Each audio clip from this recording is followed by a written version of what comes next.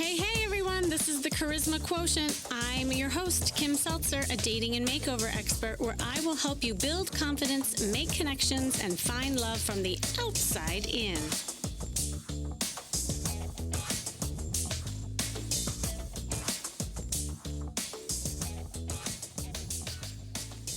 You have read every advice book on dating, attended hundreds of relationship seminars, endured years of therapy in order to get a handle on your love life.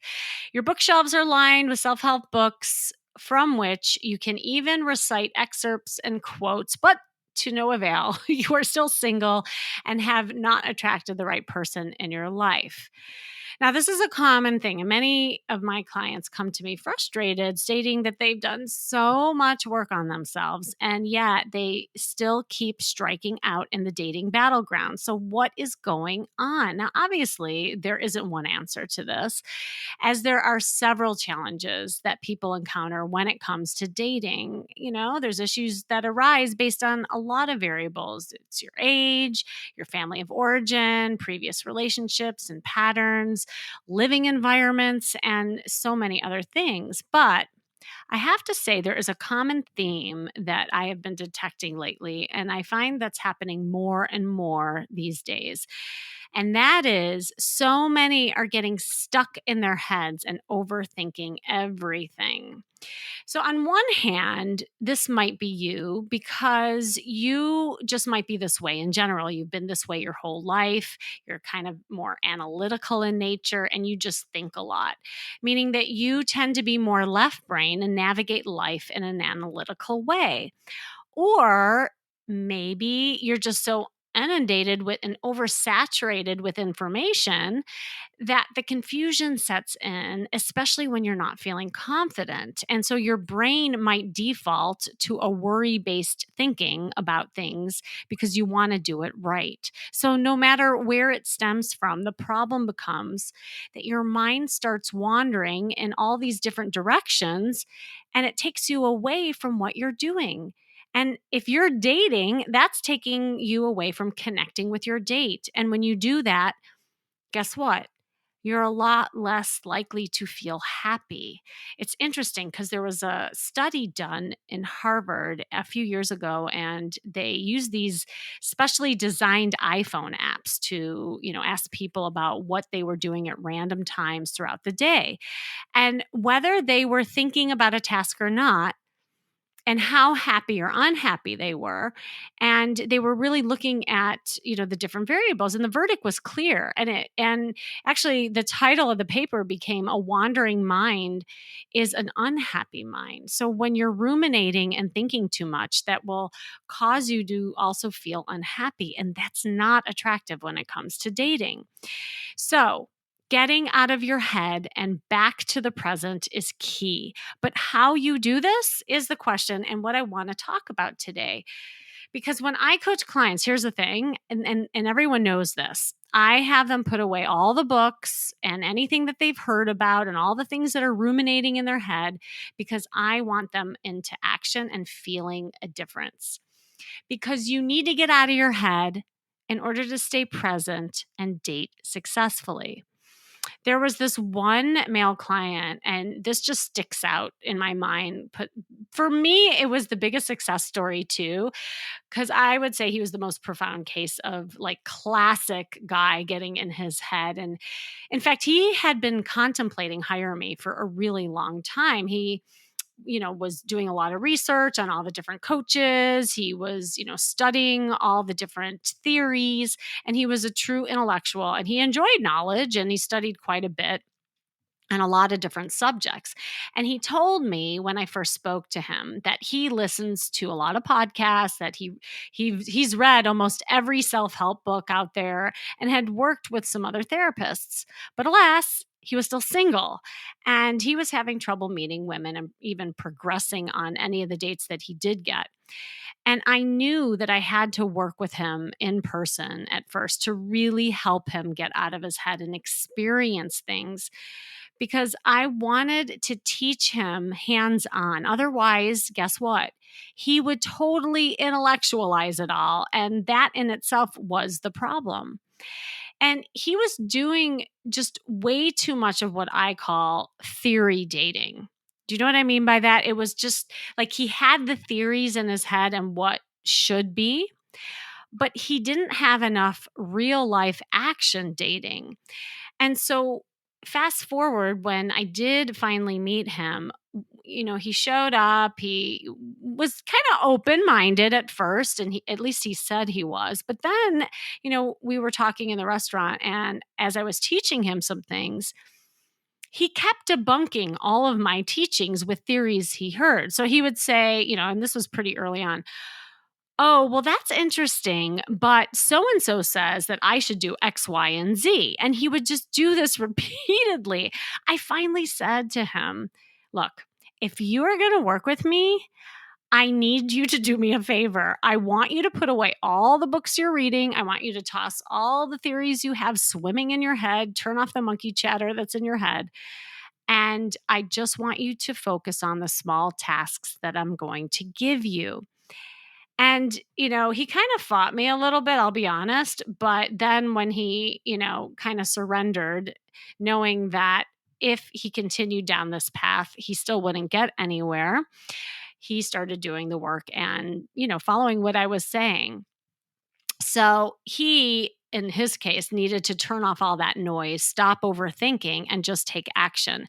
And the minute he started experiencing life by following my dating plan I set for him, he started to gain traction, of course, build his social life, and experience different relationships. Because you need to get out of your head and stay present in order to date successfully. Okay, so why this is important? Because when you are stuck in your head and your mind is wandering, you lose focus on what is right in front of you. And that is the connection. So the danger of introspecting too much, of course, is that it can easily turn into a full-blown rumination, an endless cycle of self-examination and worry that just goes nowhere. And when you're so busy thinking, you lose a sense of what's around you. Who is checking you out? Opportunity that's knocking on your door? How you feel when you are with someone? All of these essential things in creating attraction and building connection. Now, I know what you're thinking. You're like, "Kim, okay, that's easy for you to say, but getting out of my head when it's something I've done my whole life and this is how I operate. And on top of it all, I'm just completely overwhelmed with all this information flying at me. I can't do it. How do I stay focused?" And what I'll say about that is that you are right. There is a lot of noise and it's easy to fall back into what you know. So if you are left brain analytical thinker, that is where your confidence lives. In fact, that is probably something that you're really good at and what you do for a living. So let me guess, you're probably in the tech world or you're an accountant of some sort, engineer perhaps. But the point is you are good at thinking that way. But the truth is that you can learn to turn off that noise, stay focused, and exercise that right brain more so you can be more successful in your dating life. Because if you don't, you will continue to hesitate when approaching the opposite sex. You will continue to freeze in analysis paralysis and not put up an online profile. You will continue to listen to these podcasts or other podcasts and not hire a coach to put you into action because it's easier to study than to act. So you need to get out of your head and stay present in order to date successfully. So I want you trying to kind of throw away all the things and the theories that are in your head, and instead listen to some of these secret weapons that I'm going to share with you. And hopefully that will help you take action and transform your dating life. All right. I'm sure you're taking notes because that's what you do. But on top of that, really try to feel into this. So the first thing is get out of your head and just do it. All right. Sometimes too much reading and thinking about it and not enough doing can really hold you back. And so with all the facts and theories in your head, You're forgetting to be in the moment and have fun. You know that all you need to know. So it's time to just move past that, move past the fears and obstacles that are holding you back and take action. And yes, you might not do it perfectly. And yes, you might fall down. And yes, you might get rejected. But that's part of living, that's part of doing. And it's part of building your confidence because the more you put yourself into that action, that's how you build the confidence to do it. So that's the first tip. The second tip is getting out of your head and creating connections by expressing yourself. Now, I've talked about this quite a bit in other podcasts and other ways and themes that we've talked about. But in this essence, it'll help you kind of avoid asking the a million questions on a date and staying in like the facts zone and instead share personal stories and emote more. And what this will do, it allows your date to really see you. It creates connection. And because you're eliciting more exciting conversation, more personal conversation between the two of you. And the reality is that most people, especially depending on your generation, if you grew up with the notion that it's better to hide your feelings than to talk about them, it actually is reverse. I find that most people really enjoy connecting and they want to connect, and most people are shut down. So if you are proactive and just kind of start that, it's amazing what the other person will then give back to you. What you put out is always what you get back. So, you know, if you hold on to that notion of, well, I shouldn't talk about my feelings, it's one of the most destructive ideas you can carry with you because it means that thoughts never get processed. They just spin around in your head. When someone asks you a question that's a little too personal, you may have noticed that after all the initial surprise, it actually feels good to answer it because it opens up the conversation to another level. And we do want to be more open and connected with one another, but you just might not know how to go at it. And that's something obviously that I coach people, and you've heard me talk on my Coaching with Kim episodes on how to do that. So if you end up being more conservative in that essence, just try a little bit, talking about things that, you're passionate about, tell stories of something that happened to you that day. And it will definitely help you get out of your head. Letting someone you are interested in, knowing who you are, showing emotions and vulnerabilities will help you connect with them faster. And the more you connect on an emotional level, the more someone will want to know you. There's a woman that I just worked with, and she was a classic overthinker. I mean, so much so that she's just stayed stuck in her mind, and she would just sit there and observe, and really successful in her business. That's where her confidence lived. And when she came to me, when we went shopping, we went flirting, we did a photo shoot, I could really see firsthand how much she was thinking. I mean, it was written all over her face. And furthermore, she was way more comfortable asking questions of other people than sharing stuff about her. And she didn't even realize she was doing it until I kind of brought it to the surface, especially when it came to how she felt about things. She was brought up with the message that you just don't talk about your personal stuff and that people don't care about you. I mean, that is what her parents told her. And so we did a ton of role playing. We talked to strangers so that she could really feel the difference and the impact it made in her interactions and how she was being viewed. And she was astounded. It really shifted the way she connected with others, and it definitely helped her get out of her head. Okay, so the third tip is get out of your head and open up your body language and talk to strangers. I mean, I kind of alluded to that in the last tip, but many times when you're too focused on the results, you forget to be in the moment and you send messages with your body language that you're closed. You need to turn your cab light on. You need to start sending smoke signals to people that you're available, that you're open to talking. And what I recommend is you just got to do more things in your body so that you appear more relaxed. For instance, when you're thinking too much, you might have the RBF on. For those of you who don't know, I've talked about this many times. It's the resting bitch face. Now, not that you're, intentionally trying to be a bitch, but it's written on your face. And that's what people think, that, you're closed for business, that you're not approachable. So instead, really be cognizant and practice smiling, laughing, make eye contact with everyone you walk into, when you walk in that room or you walk on a date.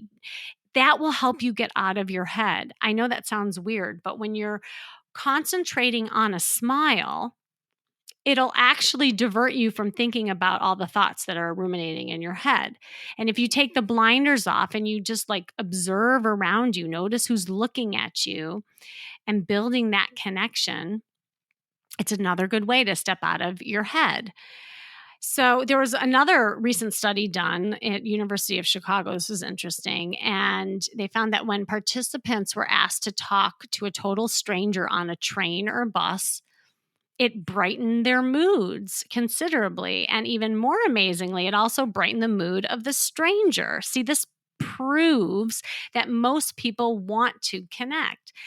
And again, this is probably because we really do want to connect with another, more and more, even strangers, but just aren't sure if others want to, because we're so focused and thinking too much on what other people think rather than what we want and just going after it. So try stepping out of your comfort zone just a little bit, just enough to show that you're up for, a little bit of a conversation, that you're friendly.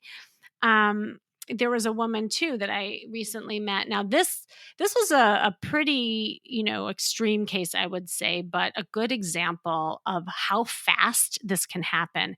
She really was stuck in her head and actually had a lot of fears. And sadly, she was bullied growing up.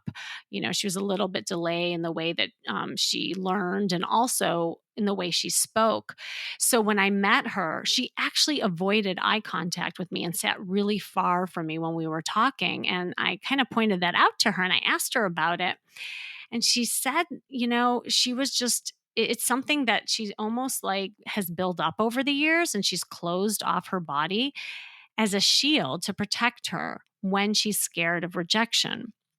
And it had become such a subconscious thing that anytime there was a beginning interaction, it was just like kind of that trigger that happened in her body. And it was kind of like, if I don't look at you, then you won't see me and then I won't get hurt. And guess what? She also hid in her clothes and she didn't even realize that. So before we went out just talking to strangers, I actually worked on her body language and I got her a new top and a jacket just to build her confidence. And it really did provide a little lift in her walk and energy so that she could talk to people from there. It all starts from there. And she admitted that, she wasn't thinking in that moment, that she was just so happy, feeling confident in her clothes and just, observing around her, that it took her away from her own head. And that's really the key. The fourth tip is get out of your head and get your sexy on. Okay. You knew I was going to talk to you about this, so don't act surprised. Sometimes when you're stuck in a rut and you have a negative outlook on dating, you turn off that sexual drive and energy. Because when you're thinking, I'm sorry, it's really hard to be sexy.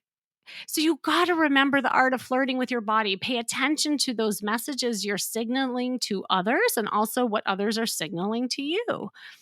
Avoid being placed in the friend zone. And you can do that with really practicing the art of a sexy conversation.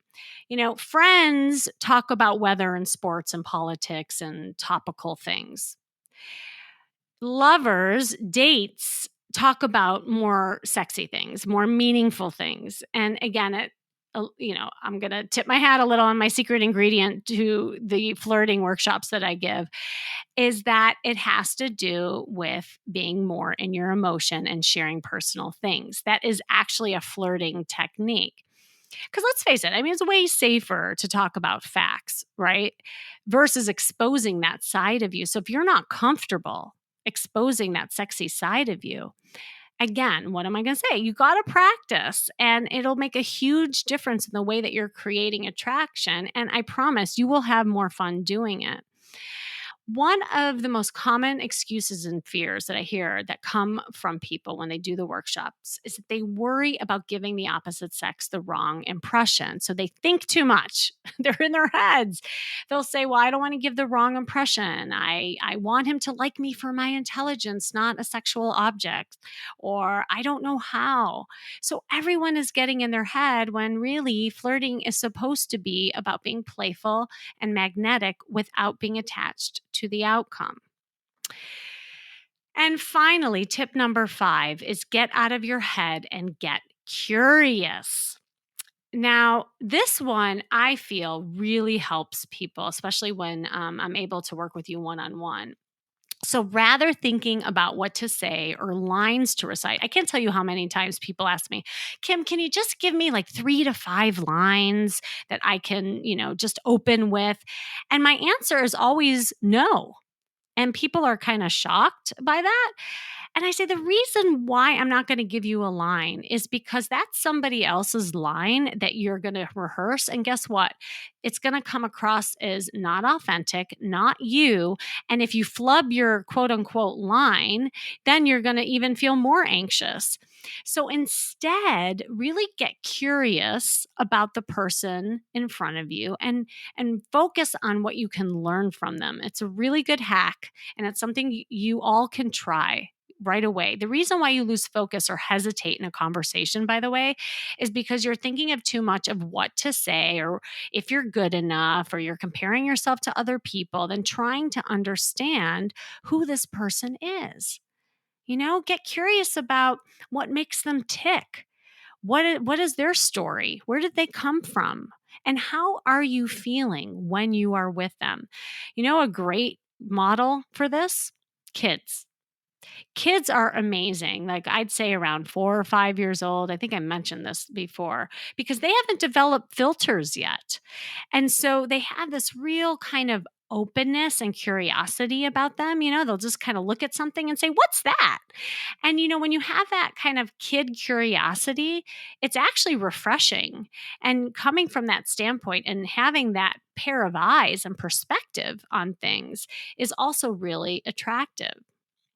So, the bottom line, after listening to all these tips, if you find yourself in an endless cycle of ruminations, just step back and try even just one of these methods and see if it makes a difference for you. Because you need to get out of the head and stay present in order to date successfully. Okay, I have a letter to read, and it's perfect for what we're talking about today. And like I said to you, I get so many of these kind of challenges that people are having that relates to getting in your head. But this was perfect. This is from Betty, and she said, "Hi Kim, I'm single and a retired successful accountant.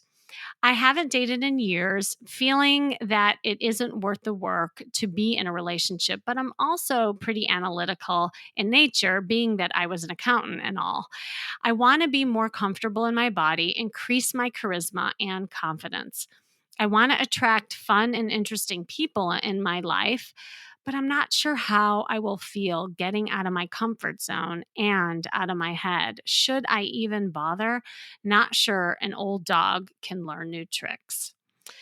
Oh, Betty, okay, I totally get how you must feel stuck in the place that you are at because it's been a long time.